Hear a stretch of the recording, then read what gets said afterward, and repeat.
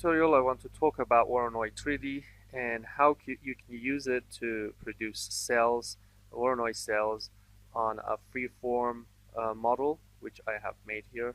And you can see that if I change these points, the model will update and the cells will be reproduced.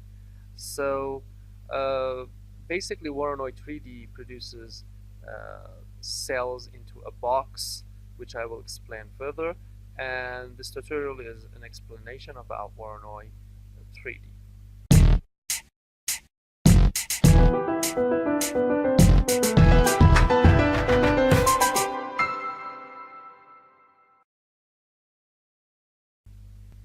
So the first thing I want to do and explain the Voronoi3d is, if you type here, double click on the canvas and type VOR, okay, you can find the Voronoi3d here, and I'm going to type VOR. We talked about Voronoi 2D in a video tutorial, and now I'm going to explain Voronoi 3D. You can also find it into the mesh panel, into the triangulation, and here it is, Voronoi 3D and Voronoi 2D. And okay, I'm going to explain what the inputs are and how you can play with those inputs to produce different cells. So the first one is, you have to produce a set of points in a box, and those points should be random, as I explained in Voronoi 2D, that a Voronoi cell is based on random points, because if you give it a regular grid or a grid of points, you will not have a Voronoi cell.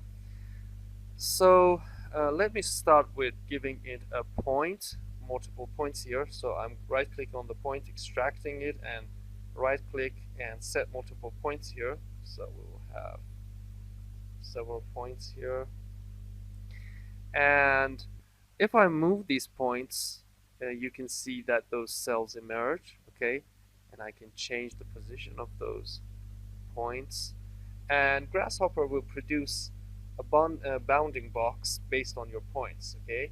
So we can change this box by right clicking and extracting, setting a box. As I explained into the Voronoi 2D tutorial, Voronoi is a circle expanding and just intersecting each other, and Voronoi 3D is exactly the same, but there are basically what you can define here is something like this.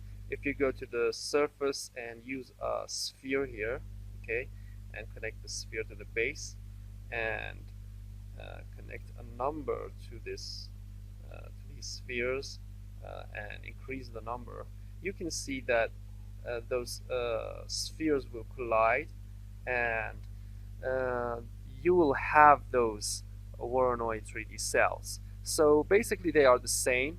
If I can show you here, you can see that those boundaries here is the same as the intersection of these two spheres, and they will be cut off by a box which you can define, or it will give you a default box here. Okay, so this is basically what you can do. Another way you can do this is by defining a box, and let's define a box here and give it random points. So you can double click and search for pop and have a populate geometry tool. So we have a populate geometry and connect it to the geometry, and you can see that it will produce random points into a box. So I can give it a number, maybe 120, and you can see that it increases, and you can give it a seed. So I can change this number, exactly the same as the Voronoi 2D tutorial, and if you connect this population to the points, you will see that there will be cells here, which I can change the seed and have different cells. And if I bake these cells, you can see those. Okay, cells coming out. So this is basically the production of Voronoi3d, you can delete those cells by using random reduce. Okay, that's a random reduce tool. You can have a random reduce, connect the cells to the list, and what I'm going to do is delete a random list of cells. So I'm going to give, I want to delete 12 cells, and I'm going to right click on this and preview off, and preview off all of these things. And let me connect a custom preview to this from the preview section, display section, custom preview. Okay, you can see that I can increase the random reduce tool and see the cells gone. And I can also change the seed. So I'm going to give it a number here and change the seed. And we will have different random Voronoi cells. So this is how you can do this. You can also go to the intersection and choose the solid union. So I'm going to give a union to this, and we'll have all the cells be just solid. Okay, so this is a solid, and you can see that I have Voronoi cells combining to each other to produce this 3D model. Okay, so the next part is how we can use these Voronoi3d cells to have them on a defined model. So what I'm going to do is to have a box. Okay, let's just go back and have those box in. Okay, I'm going to have multiple spheres here. So I'm going to give points, multiple points, 4 points to the 4 corner of this box. And I'm going to go to the surface, use a sphere, connect the sphere here, have a radius, and change the radius. Okay, and now I can move these points, so I can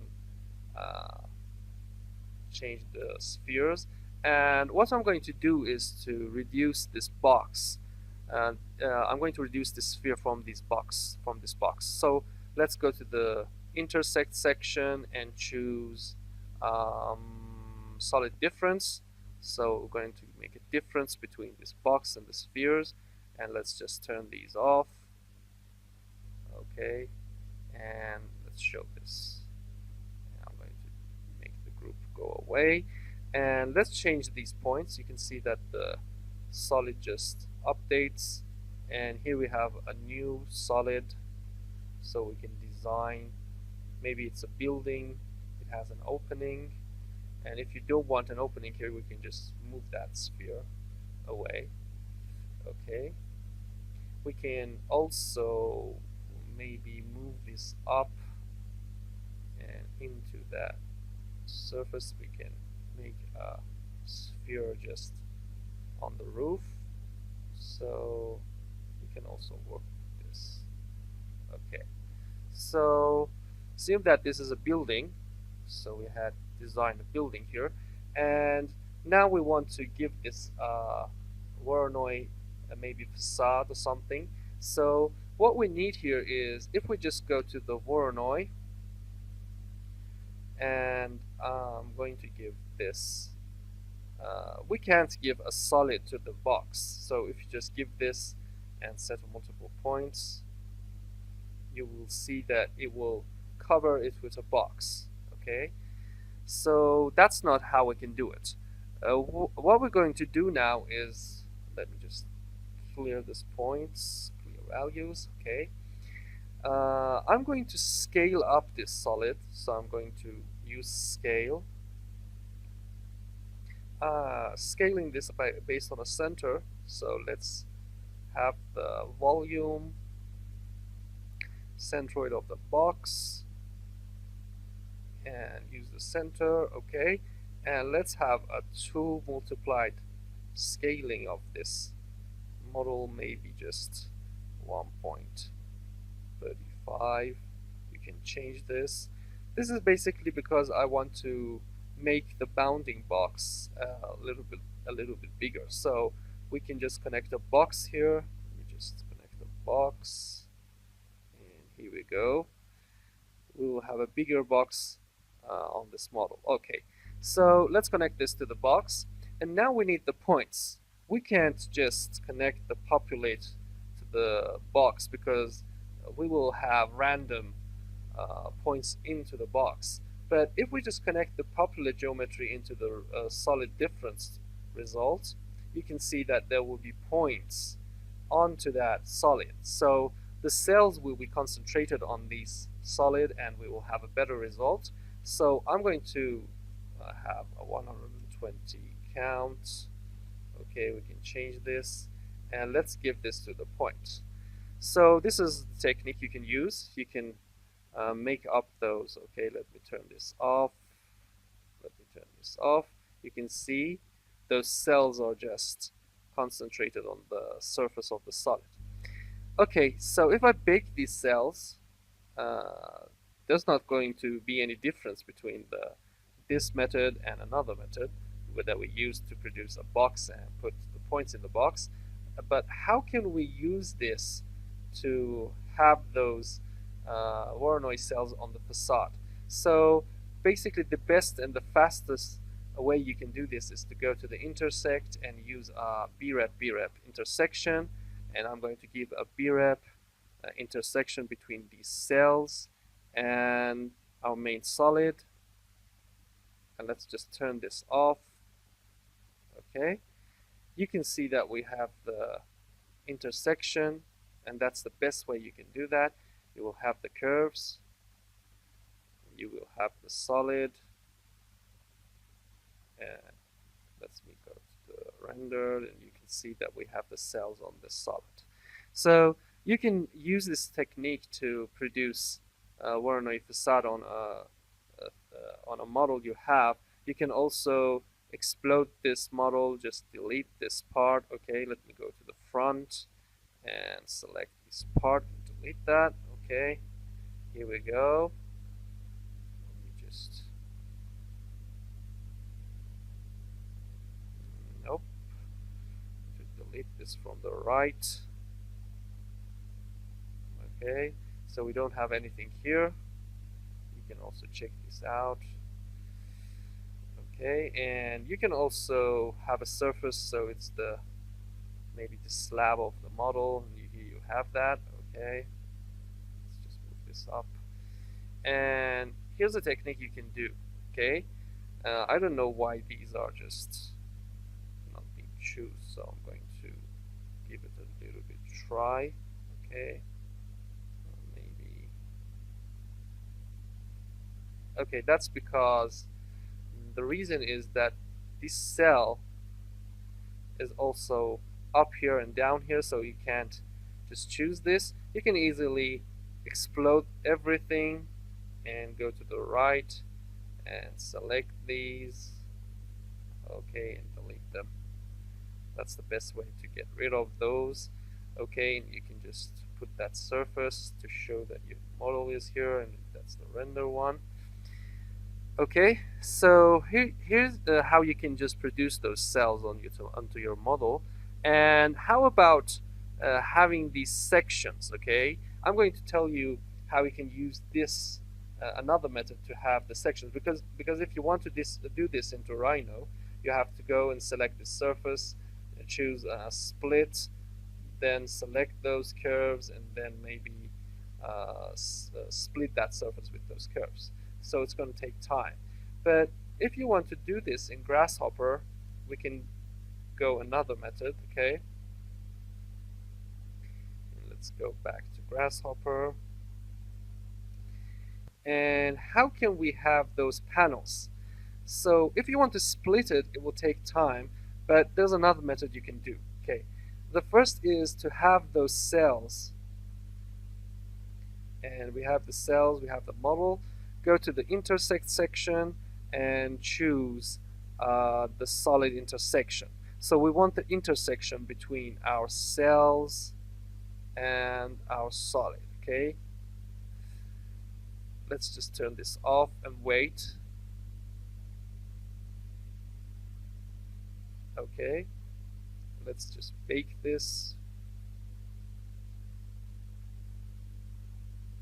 You can see that you have it, okay, and there are cells, but basically we don't want in the inner cells, and we don't really care about the inside of these model, okay. So what happens inside is not important. We just need the curves and the surfaces outside so we can use them. The next step you can take is to go here, and this is a good technique you can use. You can have a solid union after the solid difference intersection. Okay, have a solid union. What happens is that it unions all the cells together, and you will have a good output of all the solids just combining into one. So I'm going to wait for the results. And this is another technique. So it's a B-rep intersection. You can intersect your solid with the Voronoi and have the curves. You can also solid intersection to have the cells inside your model and have a solid union to have a just complete model of the cells just outside of that. Okay, so let's just turn back and turn this off, and if I bake this, you can have that complete model. And if I just explode, and look what happens, you have the surfaces, and that's the best and easiest way you can do this. We can do more complicated things, but this is the most the fast way you can just produce those cells. So let's go back to Grasshopper, and let's just have a deconstruct B-rep, or go to the surface and have a deconstruct B-rep here. Okay, and let's connect this, and we'll have the faces. Then we'll connect the surface to this face, and okay, here we go. Let's bake this, and you can see that we have all of them connected. You can also scale these by connecting a curve to that, and you don't need basically that B-rep thing. And you can also maybe scale them if you want. And let's give a center to this, an area, maybe that surface. It's going to calculate the center of those surfaces and get the centroid to the center. Okay, and here we go, maybe 85% factor, and here's the result. Let me just bake this so you can see. Okay, here we go. And how can we just connect the cells on the curve, on the scale and the curve? So we have a surface. I'm going to explain that in the Grasshopper tutorials thoroughly, but if you want a fast technique, you can have these curves here. Okay, let's connect another curve here, and you have to right click on these curves and go for the graft, because you want each one of those curves to be a group. I won't explain it here because it's going to be a long talk about this. So basically this is the best and the easiest way you can do. And let's go for the loft and connect these to the loft, and we will have the surface. Let's turn everything off, and here we go. You can have this to the maybe 0.7. Okay, and let's have the frames. You can easily have the frames here, and that's it. You can have the frames. You can also connect surface to the scales to have the windows, or maybe just scale the, not the curves, but have another scale of the surfaces. Okay, turn this on. Okay, those are the windows. We can bake those in another layer, maybe layer 1. Yes, let's just go back. You can see that you can have the scale of those faces too, and you can easily give materials to this. Okay, let's just give a blue material and transparency, and let's just have render. Okay, you can see that we can make this happen easily. You can also delete that. Maybe that's an opening. You can easily connect. Okay, I'm going to delete all of this.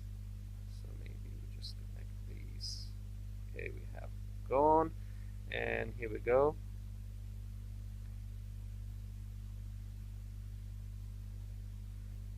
That can easily be an opening here. Okay, so I'm going to delete this to finish the tutorial. And that's how you can use Voronoi3d to produce the cells. And I'm going to delete this. Okay, that's maybe an opening here. We don't need this one, and here it is. So this is how you can define an opening, or maybe just use the technique to have those panels.